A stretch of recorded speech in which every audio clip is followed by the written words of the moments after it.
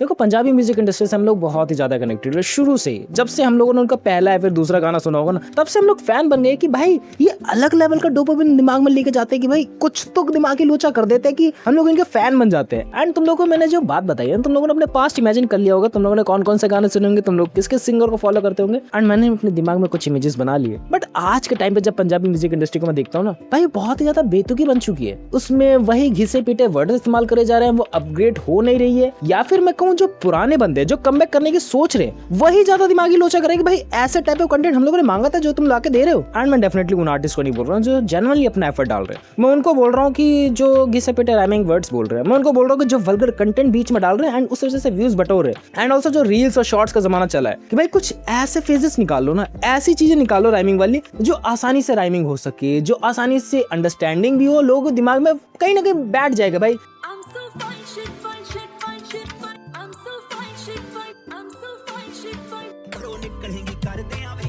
तुम लोगों ने रील्स में देख लिया, सुन लिया, अब वो तुम्हारे दिमाग में घूमे जा रहा। एंड ऑल्सो उसका पीछे घूमने का एक और कारण है उनकी एक्ट्रेसेस, उनके डांस कहना भी डांस की बुराई होगी मैं कह रहा हूँ। एंड इसकी जो कमी मैं निकाल पाया हूँ कि भाई तू बहुत सालों से इस इंडस्ट्री के अंदर इतना काम करता है, तू बहुत अच्छे तरीके से निभाते हुआ है, बट वो है ना कि तेरा एक टाइम पूरा हो चुका है। एंड ऑल्सो तुझे ये बात भी ध्यान रखनी कि अब तू उतना ज्यादा ट्रेंड से अपडेटेड नहीं रह पाएगा। जिस एरा में तू उबला था ना, जिस एरा में तू आया था, उस एरा के अंदर वैसी टाइप ऑफ चीजें चलती थी। बट आज का एरा बदल चुका है, आज का एरा कुछ और मांग रहा है। आज का एरा में भी मांग रहा है कि भाई लिरिक्स बहुत ज्यादा अच्छे होने चाहिए। आज का एरा में भी मांग रहा है कि भाई गैंगस्टर वाली वाइब वाले सॉन्ग्स बनने चाहिए। तो वैसे टाइप अगर तू सॉन्ग्स नहीं बनाएगा, just like the YouTube video, just like कि तू कोई भी मूवी बना रहा है, अगर तू ऑडियंस के हिसाब से अभी के हिसाब से नहीं बनाएगा तो तेरी मूवी लोग देखने क्यों जाएंगे, तेरे म्यूजिक लोग सुनने क्यों जाएंगे। एंड इनको बैक एंड में ये चीजें पता है, डेफिनेटली एक्सपेरिमेंट वगैरह कर रहे होंगे, बट ये अपने उसी लूप में इतना ज्यादा कंफर्टेबल हो गए कि भाई अगर शॉर्ट्स और रील्स में गाना वायरल चल रहा है तो ऑटोमेटिकली वहां से व्यूज आ जाएंगे। हम लोग को इससे क्या ही लेना देना है कि हम लोग एक्सपेरिमेंट करें ना करें,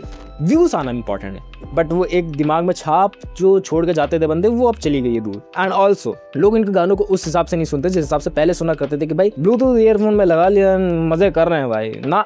आजकल पता कैसे सॉन्ग सुने जाते हैं कि भाई म्यूजिक वीडियो देखनी है क्योंकि उसके वो वाले स्टेप चल रहे हैं, फाइन शिट वाले।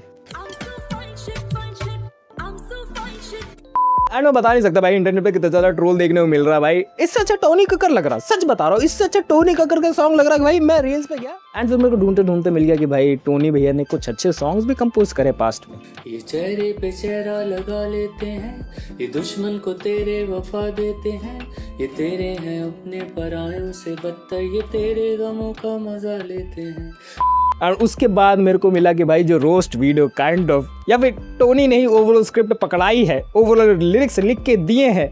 अच्छा रॉयल्टी, हाँ नहीं वो आप आराम से भिजवा देना। You're so fine shit kurta पजामा काला बढ़िया भाई, बढ़िया मजा सा आ गया भाई। लेकिन वो एरा कितना ज्यादा फैंटास्टिक था ना, जिस टाइम पे गुरु बहुत अच्छे म्यूजिक कंपोज करा करता था, बहुत अच्छे गाने निकाला करता था कि भाई मेड इन इंडिया लग दिए, ब्रांडेड तेरे कपड़े ने, भाई लग रहा है पर डाला बंदे ने। एंड तुम लोग को बहुत सारे ऐसे सिंगर्स इमेजिन होते होंगे पास में कि भाई ऐसे बहुत सारे सिंगर्स आए। मैं एक एग्जांपल लेके तुम लोगों को बता सकता हूँ। मैं जे स्टार का एग्जांपल तुम लोगों को लेके बता सकता हूँ कि भाई उन्होंने गलतियां कर दी या फिर उन्होंने उस हिसाब से चीजें नहीं कर पाए, उनको उस हिसाब से टाइम का सपोर्ट नहीं मिला। एंड अगर अभी भी वो कमबैक करना चाहे तो कर सकते हैं आराम से, लेकिन जिनको मौका मिला है कि भाई उनके पास अपॉर्चुनिटीज है, वो उसको यूटिलाइज कर सकते हैं, वो बंदे कर नहीं रहे। एंड इसका सिंपल सादा कारण एक ही है कि भाई तुम्हें व्यूज मिल रहे हैं एंड तुमने एक शॉर्टकट ढूंढ लिया। लाइक आजकल की म्यूजिक वीडियो कैसी हो गई, मैं यहाँ पर सीधा साधा खड़ा हूँ, स्टैंड कर रहा हूँ ऐसे करके, ऐसे अगल बगल में सब लोग नाच रहे हैं भाई।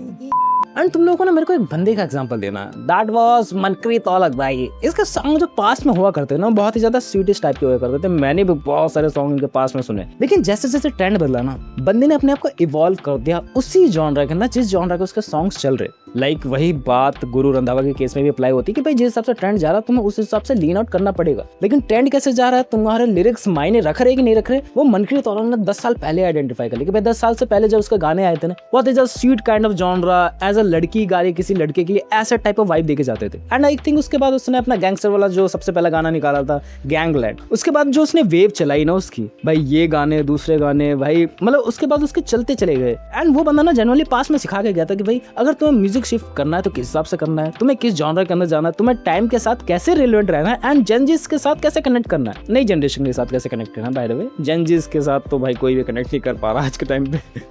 जेंजिस खुद अपने आप से कनेक्ट नहीं कर पा रहे भाई।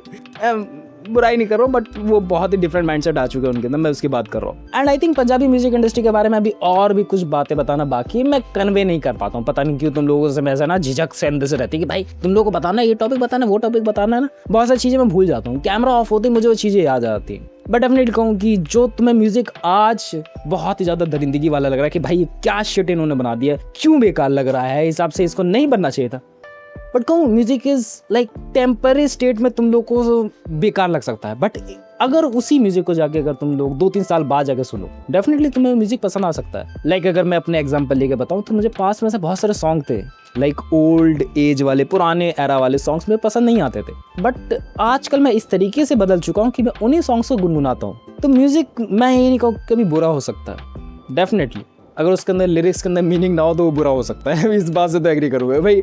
म्यूजिक तुम लोगों ने बना दिया है एंड उसके बाद उसमें मीनिंग नहीं मिल रहा है, या फिर तुम लोग टोनी और नेहा कक्कर जैसे वो सॉन्ग्स बना रहे हो जो सिर्फ वीडियो सॉन्ग, मतलब कहलाने लायक भी वो सॉन्ग्स नहीं है, लेकिन वो सॉन्ग्स है, बस वो सॉन्ग्स है लॉलीपॉप वगैरह, एंड वो सॉन्ग सिर्फ वल्गैरिटी की वजह से जाने जाते हैं। एंड मैं इस बात से डेफिनेटली एग्री करता हूँ कि भाई तुम लोग मेरे को एग्जांपल देने वाले हो कि भाई बहुत सारी म्यूजिक इंडस्ट्री करते हुए आई है, एंड इंडिया में अभी अभी अप्लाई होना चालू हुआ है कि बहुत पहले से इंडस्ट्री, लाइक तुम लोग वेस्ट साइड जाके देखोगे, यूट्यूब की साइड पे जाके देखोगे ना, वहाँ पर ऐसे बहुत सारी म्यूजिक वीडियो अवेलेबल है जहाँ पे वल्गैरिटी एकदम एक्सट्रीम चरम सीमा पे अपने वो, एंड वो चरम सीमा खत्म नहीं हो रही भाई, वो उससे भी ज़्यादा बढ़ते जा रही है। अगर मैं बात लेकर चलूँ, वही चीज़ तुम लोग एक्स हब में जाके देखो, मतलब कॉर्न हब में जाके देखो, वो चीज़ तुम्हें मिल जाएंगी। बट वो चीज़ तुम लोग को यूट्यूब पे देखने को मिल रही है म्यूजिक वीडियोज़ के अंदर, एंड हम लोग तभी ऐसे स्टार्टिंग कर रहे हैं। लाइक म्यूजिक का जॉनर अभी भी डिफाइन नहीं है, उसमें ऐसी न्यू कैटेगरी एग्जिस्ट करती है ना जो तुमने और मैंने कभी सुनी नहीं होगी।